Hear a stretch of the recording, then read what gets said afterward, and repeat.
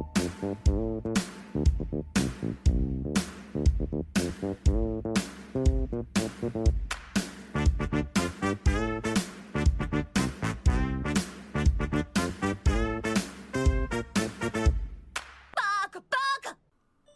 everyone, welcome to the Weeb Initiative. I'm your host, The Weeb. This is the show where every other week I'll be talking about anime, manga, and everything in between. This week I'll be taking the monumentous task of reviewing Darling in the Franxx. Following my Studio Trigger, let's say miniseries, I've chosen to talk about this one next. This is kind of a time skip between some other anime that I will eventually review, but I felt like it, and also because this one is really important. After talking about Kill la Kill, I think this one is the most important anime they ever done, to this day at the very least. And to me, it's an anime that I can review, and also bashing for the last part. I'll get to that. But first, as always, spoiler alert, but this time, huge spoilers.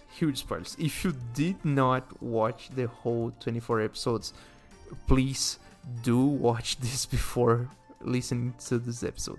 It is imperative that you watch it, otherwise I will spoil so many things, so much stuff. You've been warned. I will not warn you again. Please know what you're doing.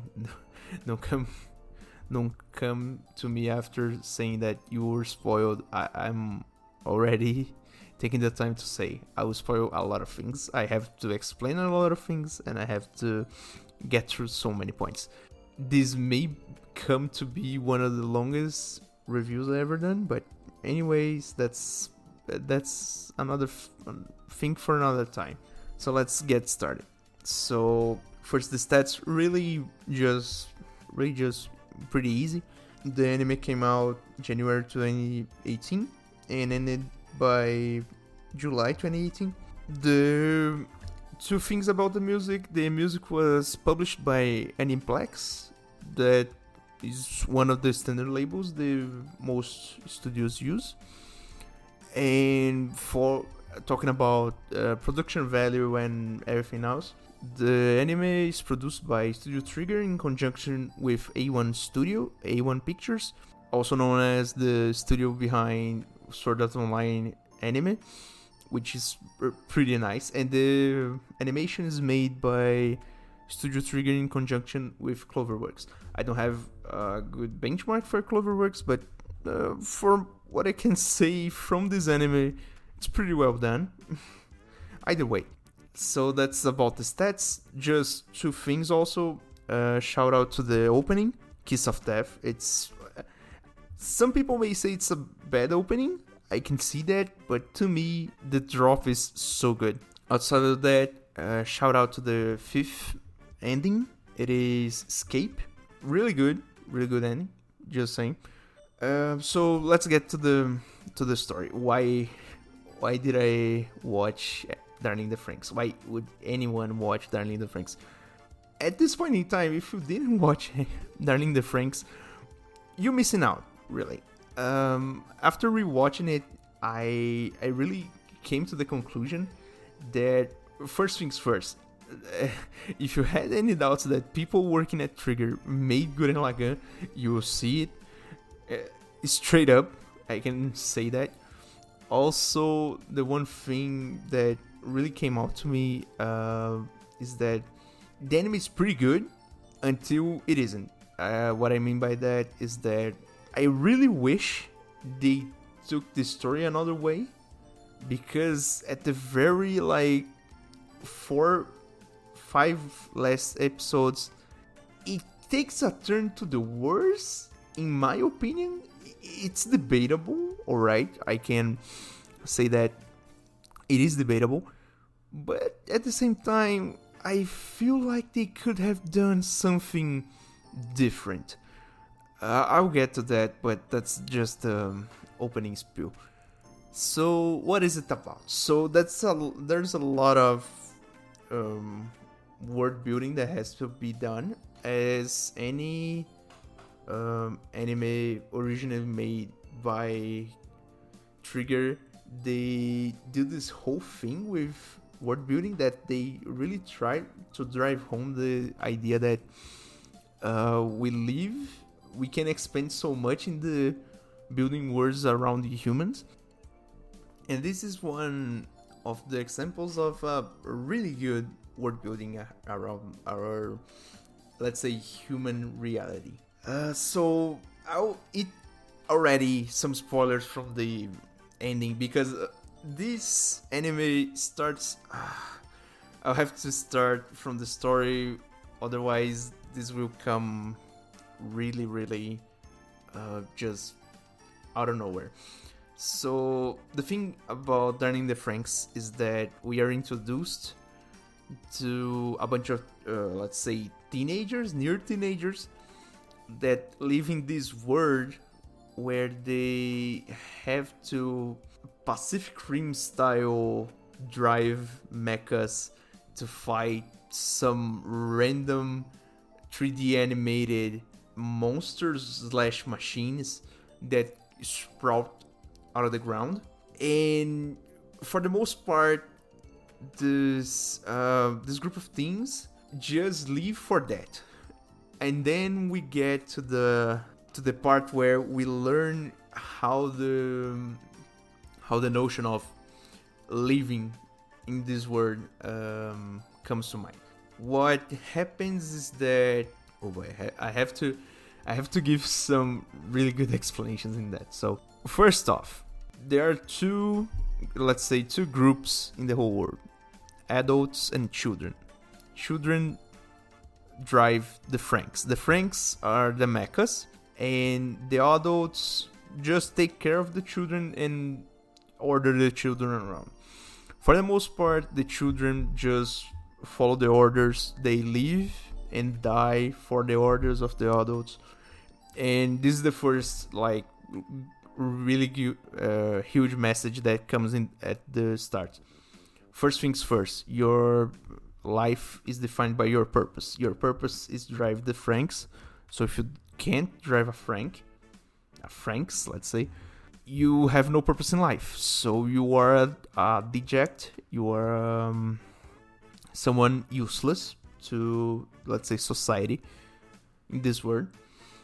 And second thing is that as someone who lives and dies for driving Franxx, dying in battle is part of your life, of your things that are expected of you, and something that may come as a means to the greater good.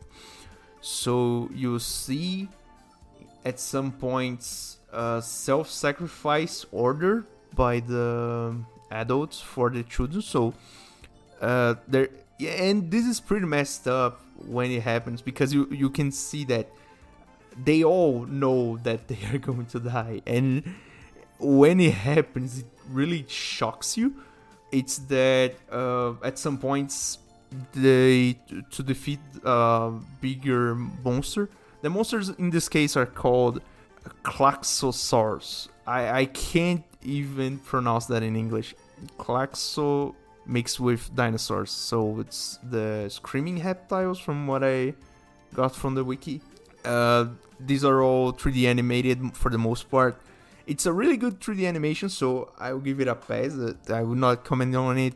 They do not make coherent sounds for the most part, and just your regular kaiju / normal monsters you see in anime anyways. They have a whole styling around geometric forms and shapes. It's really a great design, in my opinion. They really have this own identity, and this is the thing with anime by Studio Trigger. They really have personality around them. And the thing is, so purpose in life for the children, for the most part, is driving Franxx and fighting the Klaxosaurus. And that's pretty much the start, right? So at first we get introduced to our main character, Hiro. And also, I already have to say, children in this world have no name. They are designed / nominated by their codes. So the lower the code, the better you are at, the more apt you are at driving Franxx and doing your general stuff. So we first meet Hiro. Hiro is code 16. That's the...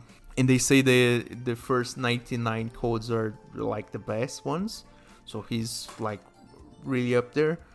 We get introduced to him, and he's being rejected because he failed to connect to the Franxx. And now I have to also say, to connect to the Franxx, there is this thing where they need to connect a male and a female. So the female kind of has her consciousness enter the robot, the Franxx, and the male has to maneuver it for the most part. It's never really explained. They really try to gloss it over just to not create plot holes, although they never really explain, so it's just random science fiction things. Anyways, the thing is, right, so every Franxx is piloted by a pair, male and female, and this comes with the second thing they were building carries. They are taught the... So kids in this world don't know any intersex relations, in the way that they don't know love, they don't know how babies are made, they don't know about procreation, pregnancy, love, hate, jealousy, I don't know, a whole lot of things. And these are all themes that go on with the story, right? And for the most part, most of the teams most of the squads of the teams are really uniform and really don't have, let's say, personality. They are really uniform. They really just follow orders like tools, except the main cast. Let's already say, except the main cast. The main cast is special by design. But let's just focus first on the world building.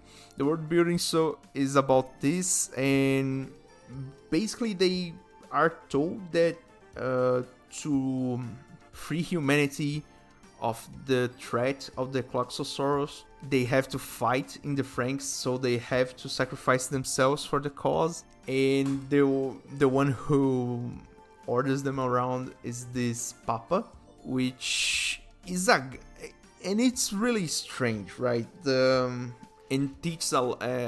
presents a lot about how education can affect someone. So if you're they have this thing where the kids are created in an environment where they learn so much about the things about how rewards work, how their life would work, what they need to expect from their lives, what it is expected from them. It is so much ingrained in them that they don't actually question it. And for the most part, it comes around to the fact that some of them, or most of them, go through indoctrination to not question the adults. It is really messed up. This is a deep story, or they really try to do it as such. And the thing is, it's a dystopian situation. So humanity does not belong in the surface of the planet anymore. They live in these moving fortresses. Oh boy, this is so much like Gurren Lagann in some ways. They live in these moving fortresses that are the plantations, and for the most part, humans, adults, don't actually mix up with children. Most of the adults don't even leave the, let's say, so the plantations are a huge dome with a a little dome on top that is where the children are kept, and the bigger side is the facilities and the inner city, let's say. The inner city is where most of the adults reside, and most adults don't even talk to children anymore. And that's pretty much it.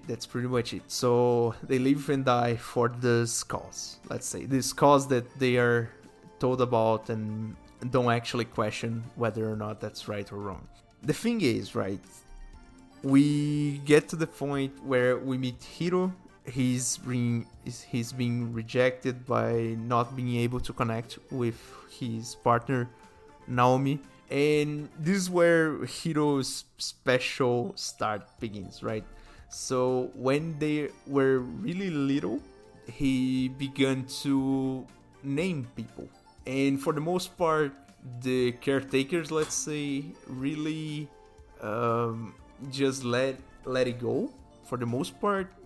And later I'll talk about that, but he begins to name people, so a whole lot of children that grew up with him have names because of him, so he kind of becomes this, not idolized, but the one that brings this something special to the group, so everyone sees him as someone to be admired. Although it never becomes really an idol, it's more of a, I really want to help that guy, I really want to be with that guy. And it begins with this charisma, right? So he being rejected by not piloting a Franxx is really a bummer. And you can see, and this is where I stop a bit just to say, the presentation and characters designs are probably made by A1. It feels A1-esque, if I may say. It's really something that you notice after watching a lot of anime made by certain studios. The characters don't actually seem made by Trigger. I don't know how to explain that, but the art style, the line art, the whole thing does not feel really Trigger for the most part. The animation feels a lot like Trigger, but the character designs are a bit more A1 in that sense. And well, that's the first part. So, and then we get introduced to the main waifu, the main girl, the one who carries the story. 02. 02 is the moving piece of the whole anime. She's the one on the cover, the one who really, everything is centered around her for the most part. She's the face of Darling the Franxx. She's the one who says darling. She's just this angel. She's the one who brings the hope and all for the whole initiative and all. And well, I'm getting off track again. So we get introduced, and it is really a strange situation. And the first thing you notice is that she has horns, and around that it comes with a lot of humors. So the first thing that you see is that she has this humor around her, that if you ride her with her at the 3 times, you die. And then you get introduced also to the friends of Hiro, the ones who are his squad. So all these people have names, so it's really easier to say. So the pairs goes like Goro and Ichigo, who are the second most important characters. They are the, let's say, childhood friends of heroes. There is Miko and Zorome, Futoshi and Ikuno, and Kokoro and Mitsuru. And just saying their names in their order already gives some kind of spoiler, but I'll get to that. And just just a tidbit, right? A whole lot of terminology they use is related to things that they don't actually know. So we have this kind of semantic shift in some words, and so it comes out as this word building where kissing is when two plantations connect with each other to trade slash transfer resources, and like the ones who pilot the Franxx are called the pistil for the girl and the stemming for the guy. For those who don't know, those are the reproductive organs of plants. And for the most part, they just learn these things where these words mean that for them. And this is really good word building. This really brings an atmosphere of this dystopian future where things that we see as normal stuff and all are for some reason lost or altered in a really radical way. So, and also for the most part, most of the the very least the ones that we are presented, all the Franxx are named after flowers or plants. Just a quick tidbit, right? So back to the story. So Hiro is rejected. In the first episode he meets 02. He learns about their humors and all. And the first episode ends up with Klaxosaurus attacking the plantation he's in when his friends are getting this let's say ceremony for their, let's say, graduation and becoming what they call parasites, the pilots of Franxx. And against all odds, he's the one who saves the day by getting in 02's Franxx and killing off the Klaxosaurus that attacks. That's the first episode. So just to get the things rolling, I will really pass through the episodes because I can comfortably say that Darling in the Franxx is divided in different arcs, some better than others, some longer than others, some better presented than others, but that's a whole story. So in the first to the 6th episode, we have what I call 02's first trial. That is when she is transferred to Plantation 13. That's the plantation where Hiro and his friends are. And she eventually becomes Hiro's partner because apparently he can only drive a Franxx with her and no other pistil or any other girl. And also at that point already, he has his first, let's say, out of the books interaction with her. They actually kissing our way of thinking what a kiss is. But to him, there's not a romantic implication because they do not understand romantic feelings. And we can already see from that so many things sprout on the group. So, for example, Ichigo, who's one of Hiro's childhood friends, she doesn't know, but she gets jealous by knowing that Goro, who's Ichigo's partner, gets jealous because he sees that Ichigo favors Hiro rather than him, and he has a crush on her. And you see this, let's say, puberty kind of overarching story where they have to learn this new dimension of themselves, and these new emotions and this whole thing that we all eventually pass through, that is puberty and these wrecked emotions and all. It is a really developed story for the first for the most part. The anime is pretty good in that they really did a good work in my book for this first part.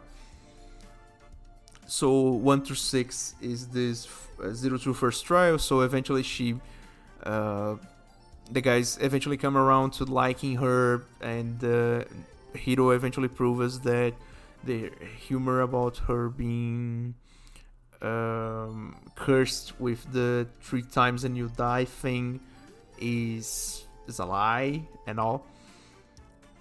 And so episode 7 is the and I glossed through episode 1 through 6 really quickly because it's most of the world building I already said, most of what happens, really most of what it's presented.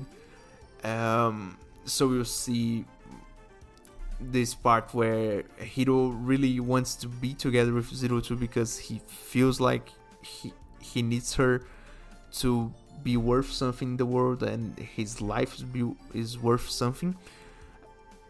But at the same time, the episode 7 is the most important beach episode ever made, and I can say that because for the first part of the episode, for the first 11 minutes, it's normal beach episode, whatever.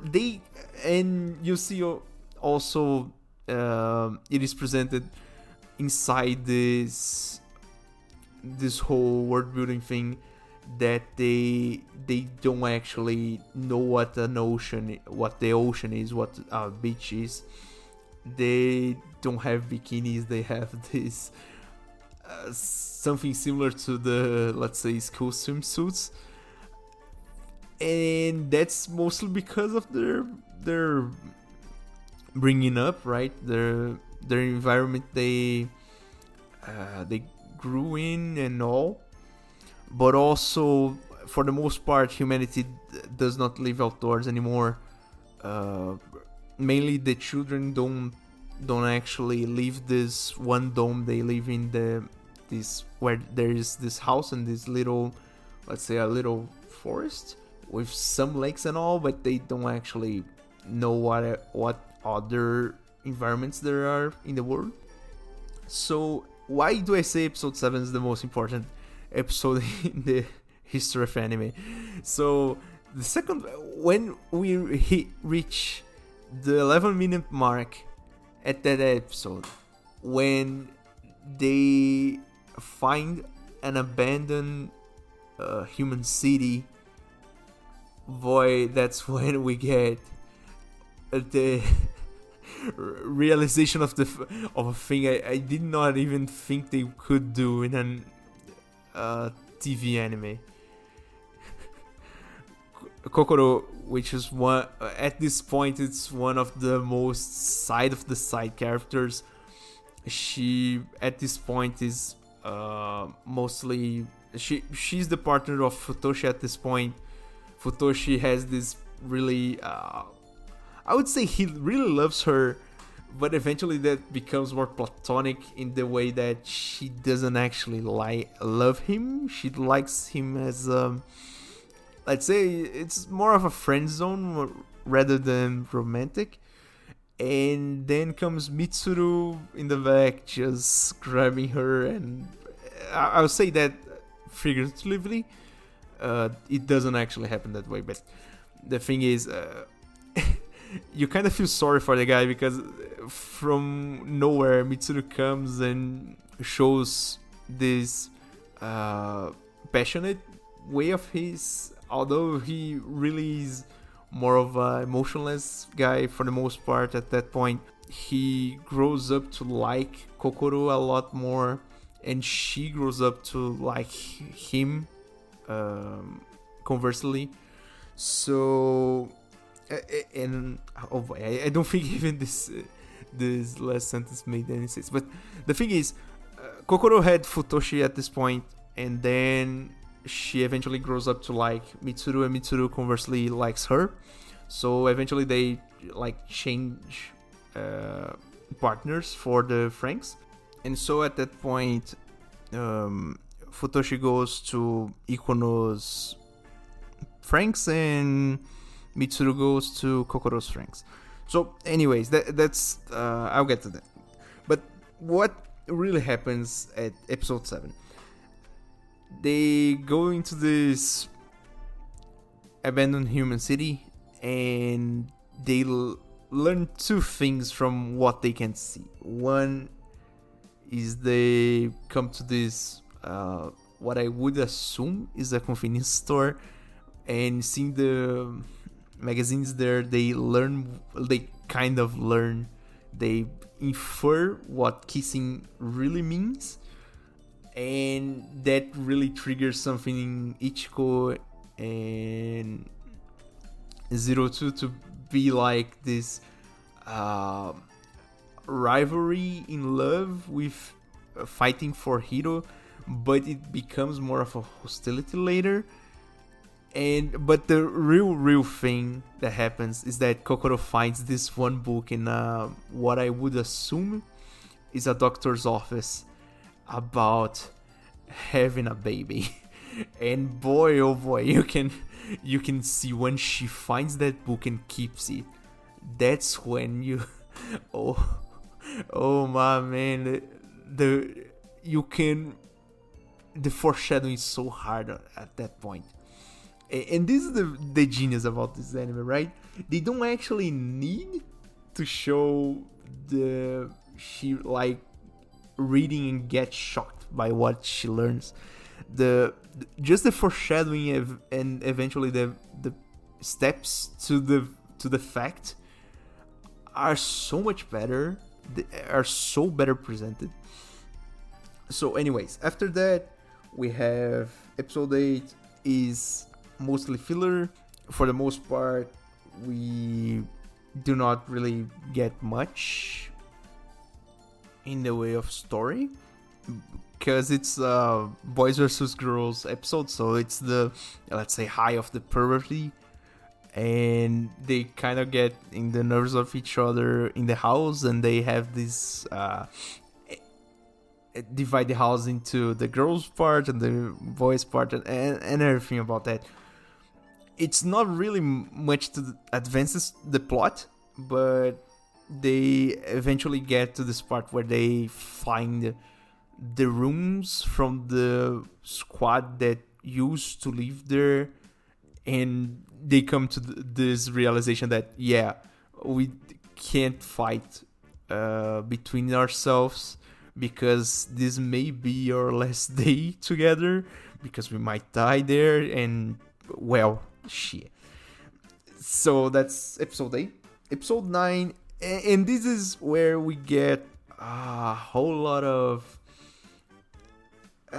they try to justify the side characters, I would say. They try to engrandece, I would say. They try to bring out their personalities more to make them really feel like main characters, although some are better than others. I'll get to that. So episode 9 is basically the backstory for Goro and his struggle being someone who really likes Ichiko, but she has only eyes for Hiro, and he's like this feeling of being the third wheel all his life, and he really is struggling with that. And also his struggles being himself. I would say he trying to live off the shadow of Hiro and all. For the most part, good episode. Nothing really bad to say. Episode 10 is something that really advances more the plot, to my knowledge. It's the episode about Zorome. Zorome has this complex where he really wants to be an adult. He really wants to be important. He has this thing where he treasures every little thing the adults praise him for. So and you feel it as someone who lives in a, let's say, normal society. You feel that the connections between the adults and the kids are really shallow, but the kids swallow a lot of shallow things because they don't know better. And you see that Zorome takes those to heart and really shows the struggle that he really wants to believe that the kids eventually get to be adults, get to be important. And in this episode, basically, they get celebrated for, let's say, battle prowess at that point. And they get to enter the inner city because they normally can't. They normally are not permitted. And he gets lost and eventually talks to an adult and women inside the inner city, and he finds out that the life of those adults in the inner city are really, really sad in a way that, for the most part, although people are married, for the example of the women he talks to, they are married, but she doesn't even remember the voice of her husband. And for the most part too, they don't actually, for the examples is, they don't eat, they just take the nutrition pills because for the most part it's not useful to eat if you can get your nutrition. And you get this thing where they really live this extremely pragmatic life that they are not really living, though, that you are just existing at that point, right? So if you can just do nothing and just keep on chugging, you don't actually live, you are just there. So it's not really a good human life. And also he discovers that to get pleasure, little pleasures like being happy about anything, they actually get into these machines to get doses directly to their brain. So basically it's this hormone injection of I would guess it's kind of dopamine. And it's really sad. It's really, really sad. And that's really, man, that's really, really bad. It's really, really bad. And so that's episode 10, a really advanced plot. And then I have to get to the, just a side note, right? So from episode 9 through episode 11, you see that something is wrong with 02. I'll get to that. Just want to get this out there. You see that something in 02, she was so nice at that point. She was with the group, she was vibing and all. At some point, she just gets nervous about something and she does not talk about it even with Hiro. So what happens in episode 11? It's the Mitsuru episode, so it's this whole struggle he has with that when he was really a kid, he had this promise with Hiro, and when he fulfilled his part of the promise, Hiro forgot his promise, and that's really traumatic because Mitsuru had this, let's say, this procedure made to him that some kids had to do, that was taking the injection, that was something that to the like of 15% chance of survival, and he survived. So he really had a burden to carry. but then Hiro forgets the promise, and this really marks Mitsuru. But at the same time, in this episode, you see that although Mitsuru is kind of marked with this regret, this resentment, Kokoro really grows to like him and comfort him for the most part.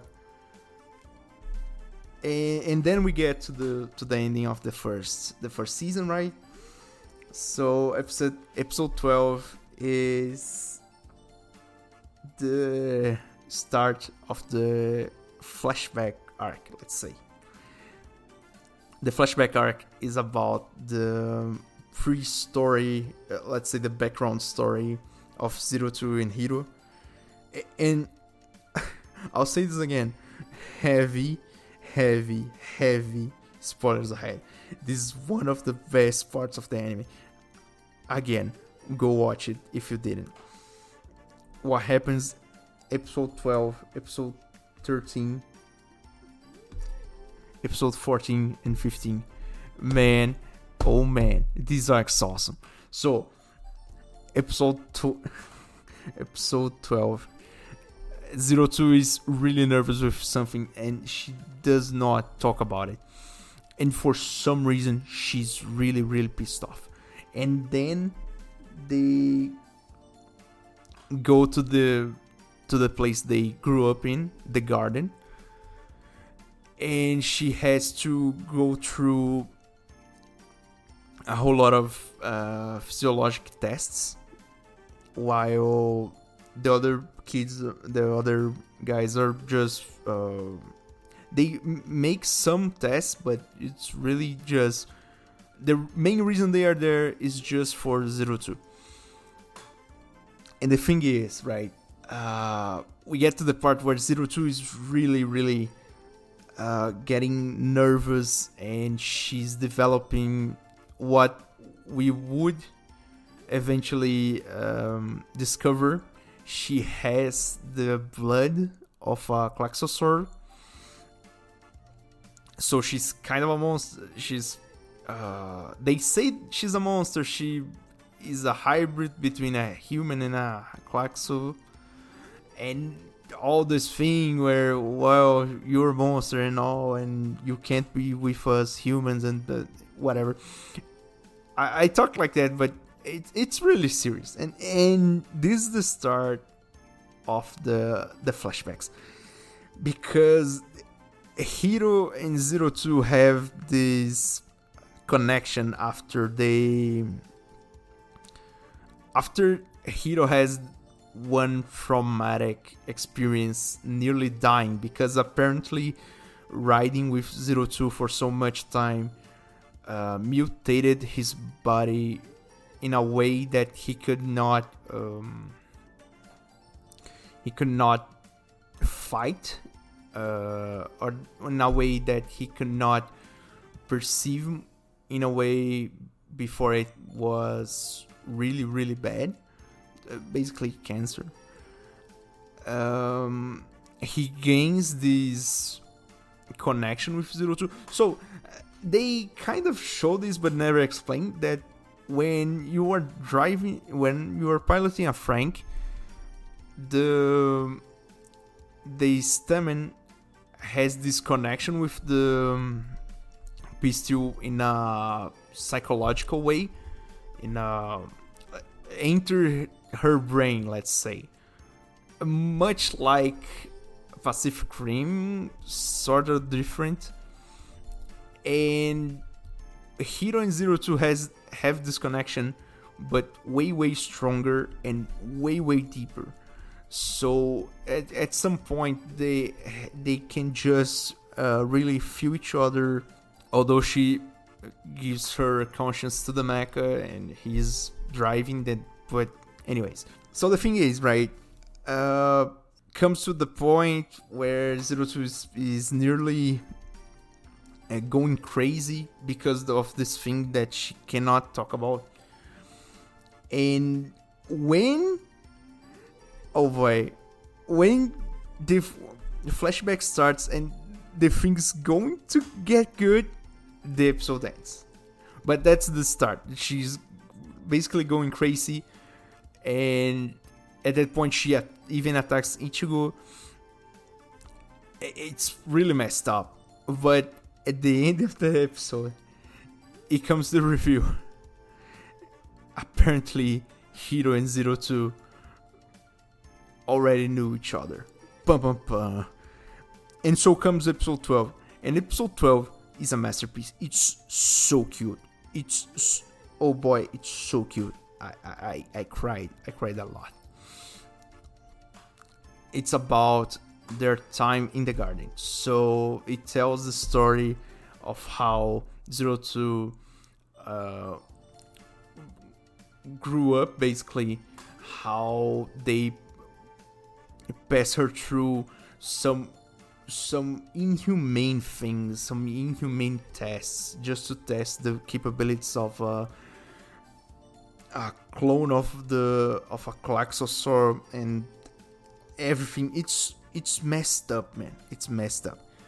And then it tells the story where Hiro tries to save her as a kid, and her as a kid, him as a kid, she cannot talk. She does not nearly understand any Japanese at that point. I watched it in Japanese, okay? And it's this really, really cute story. But at the end, they get the understanding of what happened. They had their memories altered / removed. At the end of the episode, it shows that given the importance of Zero Two, even at that stage of her being a child, she was, let's say, a specimen for a test, really important for the doctor. The Dr. Franxx is this guy that really created the Franxx and nearly all the technology they use, but it shows at that point that he's not just the guy who invented the Franxx. He was an unscrupulous guy who really did these inhumane things to not just Zero Two at that point, but a lot of people. So to him, like, the ends justify the means. Well, so getting on with it. And then we get this part where they get this connection with each other, and they find out through each other's mind that they already knew each other and that they had this memory alteration by the adults. And so this is the part where Hiro really gets against the adults. Not really, he doesn't actively say that, but he already sees through their lies for the most part. But then we come to... So episode 13 is the masterpiece, is this whole creme de la creme flashback. So cute, so emotional, so good. Oh boy. And then we get to episode 14. Straight up pain. Straight up suffering. Oh boy, it's so hard to watch. and here in my notebook, I just wrote pain. So I would leave it at that. Pain. And then episode 15, they have this kind of huge operation where they are trying to enter this, let's say, this huge Klaxosaur, I would say encampment, but it's a base. And in the middle of that, Hiro does not have Zero Two anymore. She went away, and everyone else is fighting, but we all know at that point that Zero Two is the one who carries the team, because her Franxx is so much more not only versatile, but she's way more skilled at that point at killing Klaxosaurus, and she went away because the higher-ups eventually got tired of her not fighting and just staying with a lower priority squad and all. But for the most part, she went away. And then episode 15 is like this really painful part, and then Hiro eventually just gets up his feet and goes, I'll get to her, I'll get back to my darling. And it is endearing to me. It's really nice. And when they get up, they get together, oh boy, it's so nice. The Franxx transforms in this whole new form, and the happy music goes playing behind, and we in the background, and we get this really just nice scene just from them saying darling. It's awesome. It's punishment then the reward. Yeah, that's it. And that's episode 15. The pain, then the prize, and then we get to episode 16, where we see the aftermath of the huge operation to enter the what they call the Grand Crevice, the Klaxo base. A lot of people died. A lot of plantations were used as explosive to crack the defenses. It's a whole messed up thing and all. And then we see this really good 4 episode arc of the group, the heroes group, living independently from most of the adults. The most of the interaction they have is the containers of food and supplies they leave each week. So they get like, I think, 1 month from the operation till something happens.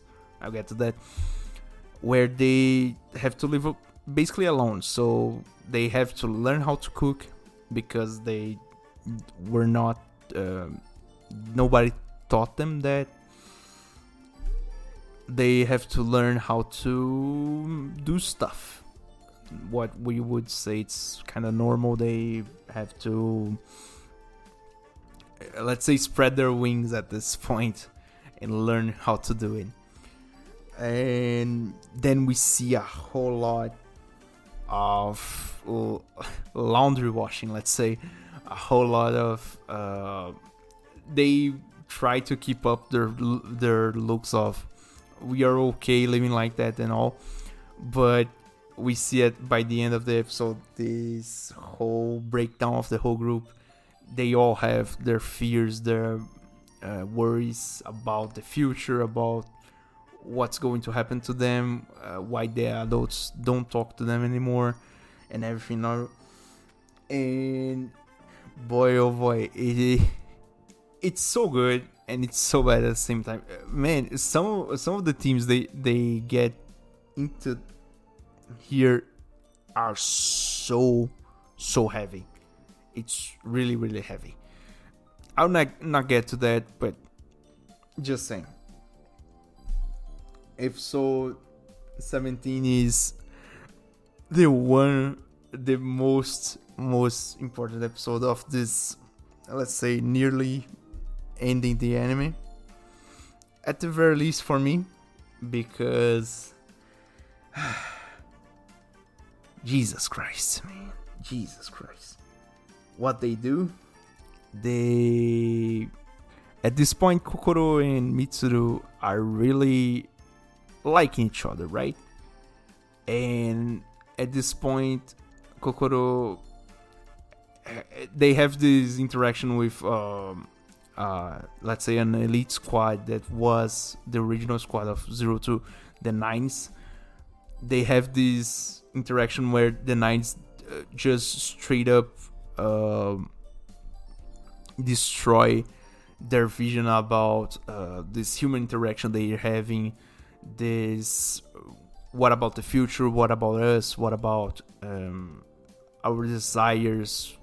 What if there's something else in life other than fighting Klaxosaurus and piloting Franxx? Do we have really to live and die by the cause? Don't we? Can't we have another alternative? And they just destroy that, and Kokoro really gets really down the dumper because she's been reading that book about having a baby. She really is thinking about that whole thing about leaving a mark, having a future. And then we get this part. Oh boy, it is really good in a plot standpoint. Eventually, she tells Mitsuru about it, and Mitsuru grows up and gets like, let's do it. I'll take responsibility. Let's do it. And they do it. Obviously, nothing is shown other than the aftermath. They both laying down in bed. But boy, oh boy, it's a happy moment. You get this hopeful thing about, yeah, let's just, oh boy, let's just do it. And then episode 18, we have, oh boy, episode 18 is a whole lot of things. Episode 18 is just to give the someone, Hiro and Zero Two, they are already lovey-dovey and really liking each other after they remember that they knew each other. They remember that they have story with each other. They know that all the bad things that happened to them towards one another were caused by the adults. They are really lovey-dovey and really romantic with each other. Kind of gets somewhat corny. Some may say it's corny. I say it's cute. Whatever. They come up with this idea of doing a wedding for Mitsuru and Kokoro. And then we see this kind of thing where they try to justify the side characters, because at this point there are two characters in the main cast that really are side characters. That is Ikuno and Futoshi. Futoshi got cucked by Mitsuru, and Ikuno is just this girl with counted lines at that point. And then they try to spin her in a way that it's kind of tipped off in some chapter behind, but for the most part, she's a lesbian. She loves Ichigo, but she understands that she cannot be with Ichigo because Ichigo has eyes for Hiro, and this relationship between Pistil to Pistil would never work in a realistic setting for them. So it's really this bottled up kind of emotion for her, and they try to shine this out in this episode aside from the wedding. Let's just say the ending of this episode really triggers me. I really hate the ending of this episode because I just hate it. I will not talk about it, but I just hate it. That's it. So, and then we come to episode 19. Episode 19 is, it begins as a lore dump episode, basically. It is the story of Professor Franxx and his story around the world. How did we get to this? And again, spoiler alert. So there was this group of scientists, nationless, that was called Ape. They say Ape as in monkey because their masks resemble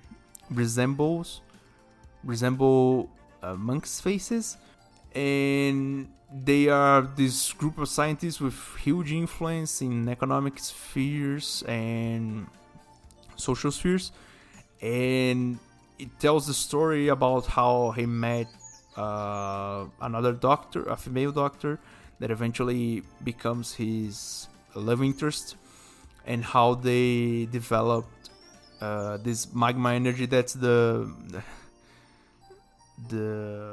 magical energy source that apparently solves every energy crisis we ever had and helped humanity grow and advance in a way.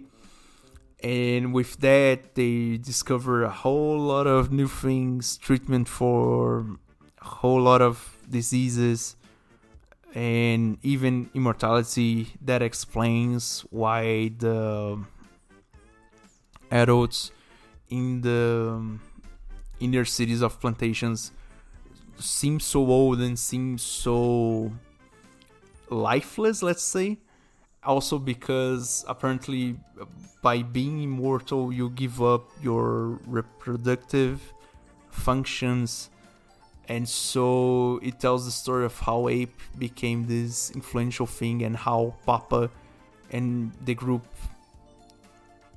of scientists became the de facto government of the world, because they preside over the plantations and all the humans now live in plantations and not the cities anymore. So basically they rule the world, the human world. And then this is episode 19.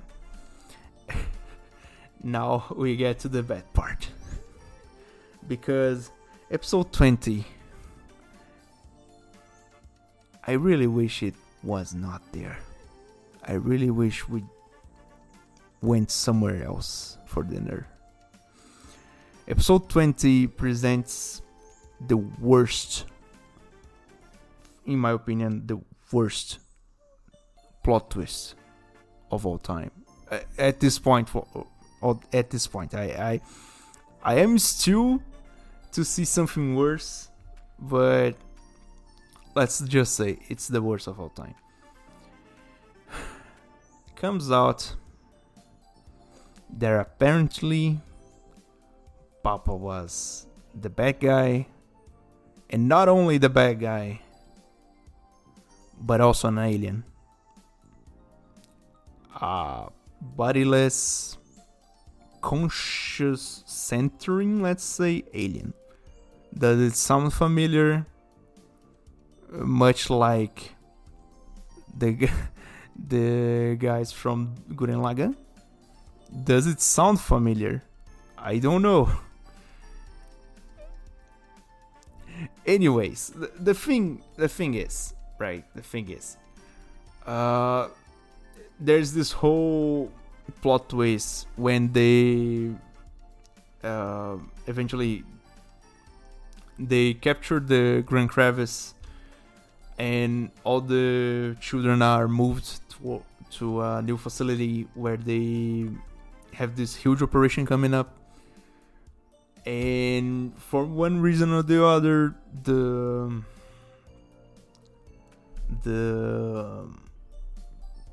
Cloxosaurs begin to really sprout from the ground in really, really big numbers. And for some reason, some purple people start to fall from the sky and attack everyone. And then comes out that actually these purple guys invaded Earth, and Papa and one other guy from Ape were aliens all this time, and their objective was to absorb the consciousness of all the living beings in Earth. So they had to extract magma energy for so much time to sprout out the Klaxosaurus, because they already were in an ancient war for millennia. And oh boy, it's so bad. But the thing is, right? Why? At that point, you could just get Hiro in that room and punch all the old guys and just get out with 02 and all. But nah. They had to turn to space because whatever. And I'll just get to it, right? So there's this whole thing. They meet the princess of the Klaxosaurus and they learn that actually 02 is the clone of the princess of the Klaxosaurus because Dr. Franxx is apparently a lunatic. I don't know. And then we discovered that, and this is like the final arc between the episode 20 and episode 24. That's the end of the anime. We discovered that all the 9s are clones from 02, but actually they are imperfect because they don't have the Klaxosaur blood that 02 has. And then we discovered that actually 02 was the only specimen to let's say be the Klaxosaur in service of humanity. And everything just gets jumbled up because of that, and they try to get so much across with no explanation. At this point, I really think they just threw it in the air like whatever. We already captured most of the money. Most people are already going to buy the merchandise. We don't care anymore.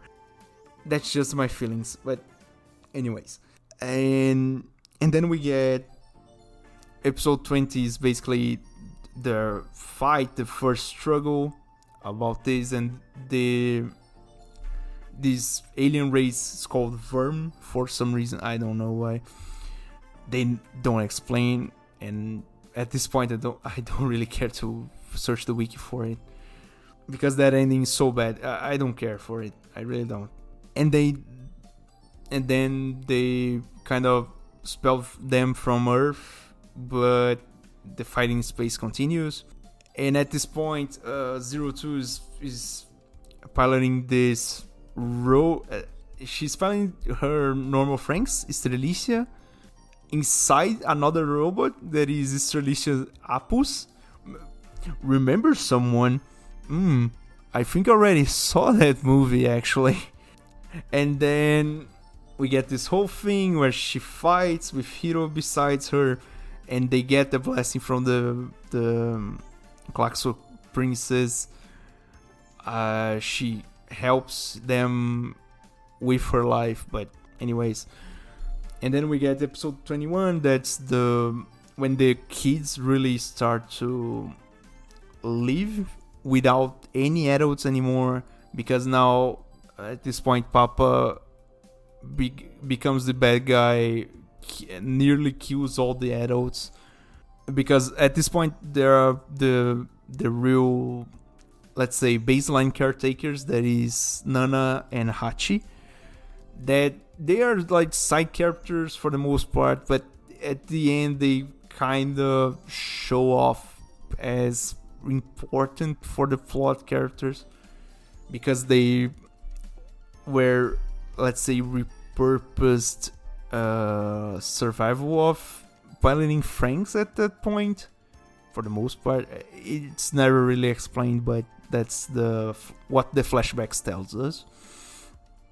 And so the kids have to learn how to plant things, and at this point, right? So if you remember from episode 18, Mitsuru and Kokoro did the thing. They consumed the act. And the thing is, right, at the end of the wedding, if you can call it that, they had their memories altered / removed. I said I hate the ending of episode 19. Anyways, the thing is, they don't remember that they did it. But at this point, Kokoro is feeling the side effects of being pregnant, and they don't know what being pregnant means. And so it becomes this whole thing where when it comes out to her that she's pregnant, and the ways to treat it, because they treat it as a goddamn disease. So what are the options? You get what I'm going with this, right? I don't know if I am even make sense anymore, but you get what I'm telling you. So it's really shocking. It's bad. It's so thin. And Mitsuru and Kokoro both forgot that they did it. They forgot that they love each other. So Mitsuru has to go through this thing where he has to accept the fact that he did it and that he needs to take responsibility. And this whole thing, it's really, really messed up. It's really messed up. But at the same time, it's kind of good. It's kind of good writing. I hate to admit that, but it's kind of good writing. It makes you remember. It's shocking, but it's constructive in a way. It shows that we have hope in humanity to take responsibility to make things happen, and that to me is pretty good. I hate it, but it's pretty good. So at this point she's feeling it, and it comes out really messed up. And also, side note, 02 for some reason stops talking and straight up just becomes a vegetable maybe for some reason. And it takes the whole episode to notice that, but for some space magic she transferred her conscience into Estrelicia Apus. And then the end of the episode is basically then we need to go to space, find 02 and get her back. So we get episode 22, they go to space, fight a lot of guys, yeah. Episode 23, fight more guys and show a bit of Earth, a bit of progress they have, because apparently magma energy had such an important role in the planet that most of the ground is infertile now. And it's really just a magical science fiction manga thing at this point, but anyone who understands plant biology understand that it's not how it works, right? Anyway, so episode 23 and 24 are basically the last final battle. Really well animated, really just reassuring to the friendship canon, to the power of love, power of the friends we made along the way. It's kind of a, I don't know, Dragon Ball Spirit Bomb thing. It's really nice. Although it's kind of shooting.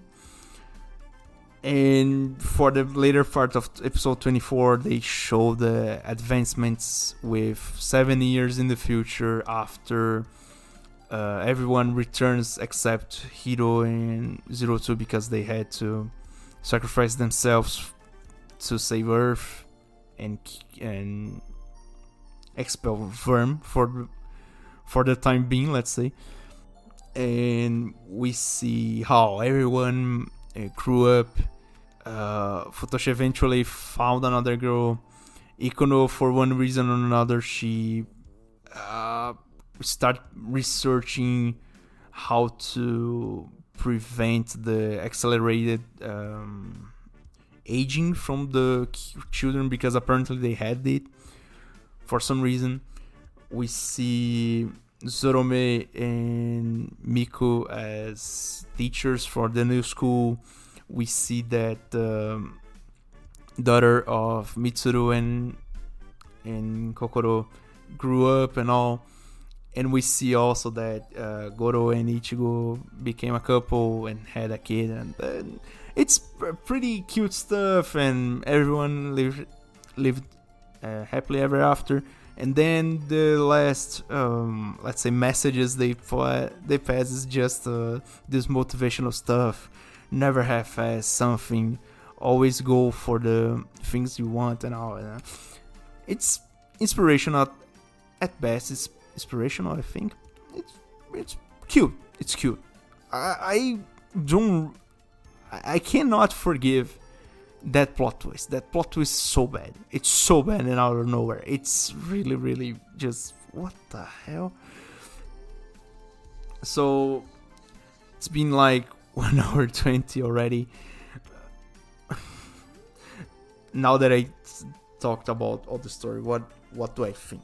What are my final thoughts about the anime? Please watch it. The production value is way up there. This is one of the good examples of studios getting together, famous studios, famous people getting together and making something happen really, really well in the animation industry. Eventually, I will talk about the example of famous people getting together and not delivering anything really. But that's a story for another day. For Darling the Franxx, it's a really good anime. It brings out a whole lot of themes that, although not all relatable, some can be really present. So the worth of your life, your purpose in life, what you define as your purpose, love, friendship, discovered this whole array of challenges we have in life. For the most part, all these things, I think the world building is top class. It's one of the best examples we have. This whole learning by environment, this whole showing what the environment teaches the people, this whole thing about not learning intersex relations, this whole living for only one purpose, not question anyone, not knowing the story of humanity, changing story and all. It's a whole complete package if you think about it.